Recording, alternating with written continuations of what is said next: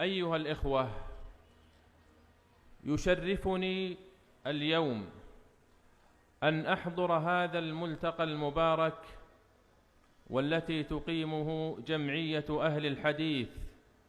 وهي أعظم وأقدم وأكبر الجمعيات الإسلامية في شبه القارة الهندية،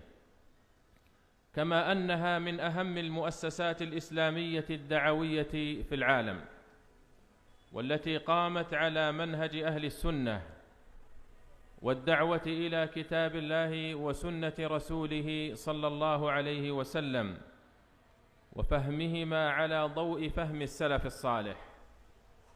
كما أنها من أهم مدارس الحديث الشريف والسنة النبوية وعلومها. فتحية خاصة لعلماء هذه الجمعية